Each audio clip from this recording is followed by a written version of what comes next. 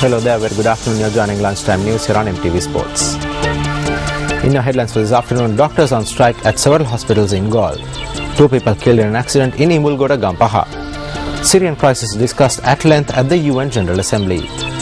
Now moving on to the stories in detail, 2 people were killed in an accident which occurred at around 4:30 this morning in Imulgoda, Gampaha. Now police media spokesperson SSP Aditrona said the accident occurred when a motorcycle collided with an electricity pole. The police have commenced investigations into the incident which occurred on the Colombo-Kandy road. Now moving on, Deputy Minister of Economic Development Lakshman Abewardena states that he hopes to make Sri Lanka the most preferred tourist destination in the South Asian region. He stated this at an event in Colombo yesterday. The inauguration ceremony of the Centre for Research and Sustainability Studies in Tourism was held under the auspices of Deputy Minister of Economic Development Lakshman Abewardena. We have high ambitions for the tourism sector with hope of making Sri Lanka the top most preferred destination in the South Asian region. This is a huge ask from the industry, huge for achievable. That and the private sectors have invested heavily on the infrastructure, marketing efforts and the human resources development to package the natural and cultural endeavors in the Sri Lanka has to offer to the rest of the world. Well, moving on, Director General of the Mahaweli Authority, Gamini Rajakaruna, says that the water levels of reservoirs under the authority are continuing to decrease. He stated that water levels at the Victoria Reservoir had decreased to 7.9% and that the Rantanegala Reservoir had reduced to 7% of capacity. The Director General stated that despite the rainfall in some catchment areas, there has been no improvement in the water levels at the main reservoirs. He said that the harvest of the Yala season is likely to decrease by 20% due to the drought.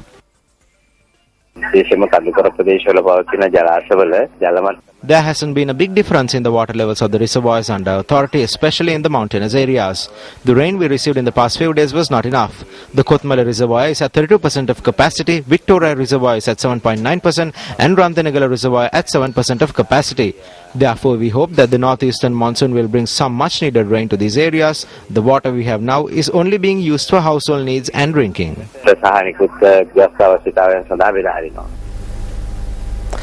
Doctors of the Gaul and Karapita General Hospitals commenced a strike this morning. Media spokesperson of the Government Medical Officers Association, Dr. Navendi Zoisa, stated that the strike was launched in protest over an incident where the mayor of Gaul had allegedly threatened a medical officer and obstructed him from carrying out his duties. There was an incident happened last Thursday in Gaul Municipal Council Medical Officer of Health's office. So the mayor came to that office and threatened the medical officer of health and obstructed to his duties. So we put a complaint in the Gaul police, but still they weren't able to arrest that person.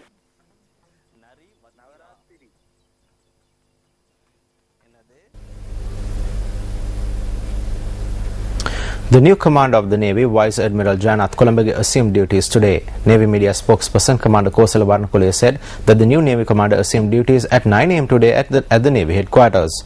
Now, Vice Admiral Janath Kolambage is the 18th commander of the Sri Lanka Navy. Kolambage was recently promoted from the rank of Rear Admiral to Vice Admiral before being appointed commander of the Navy.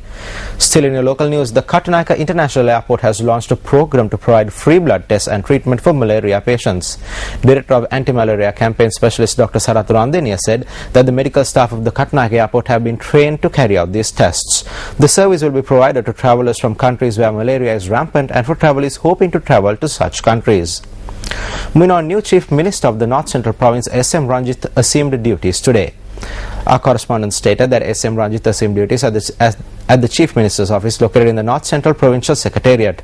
Our correspondent added that KH Nandasena and AHB Sema Singh also assumed duties as ministers of the North Central Province this morning.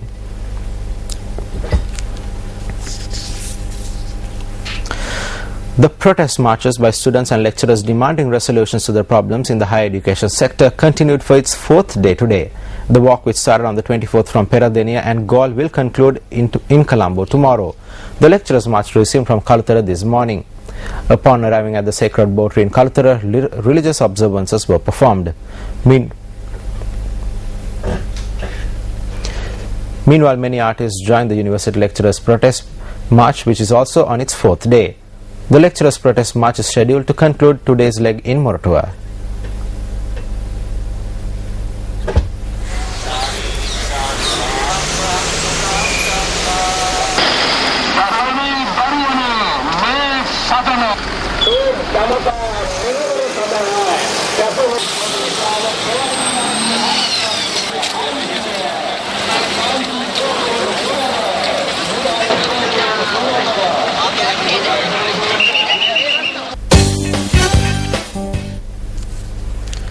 Well, on to sports now. The Super 8 round of the World 2020 Championship will get underway today. The first match will take place between host Sri Lanka and New Zealand.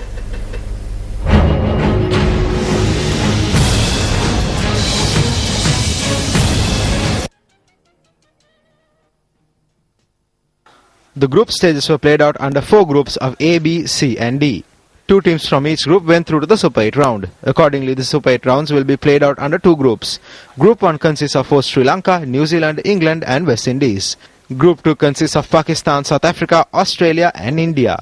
Sri Lanka and New Zealand will kick off the Super 8 round at Pallekele today. This is the first time that Sri Lanka and New Zealand meet for a 2020 match at the Pallekele Stadium.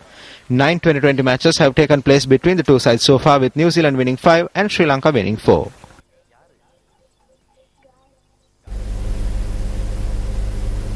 From cricket to tennis, Caroline Wozniacki, Maria Sharapova, Samantha Stosur and Sara Errani all reached the quarterfinals of the Pan Pacific Open yesterday. The third round of the Pan Pacific Open got underway in Tokyo, Japan yesterday. 6th seed Sara Errani, runner-up at the French Open earlier this season, faced 9th seed Marion Bartoli of France. After struggling in the opening set, Errani broke Bartoli in the second game of the second set and never looked back. She duly swept through the second and third sets to take a 3-6, 6-2, 6-2 victory and book her place in the final 8.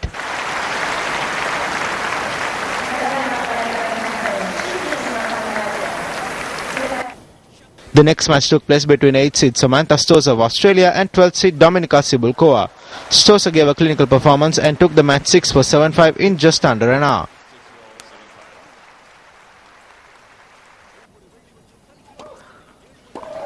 Second seed Maria Sharapova was coming off a tough 3-hour win over British qualifier Heather Watson in the previous round when she stepped onto court to face Lucy Safarova. Despite that, Sharapova cruised to a 6-2 win in the first set, and although she was put under increasing pressure in the second set, she hammered down a brutal ace on match point to close out her win.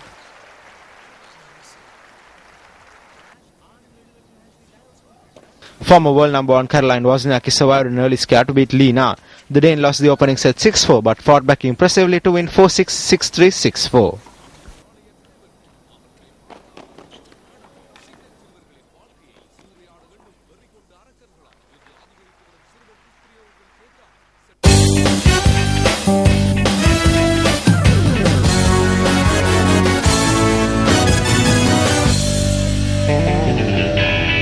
Well, that concludes our lunchtime news for this afternoon. I'm Aaron Rajaratnam for News First.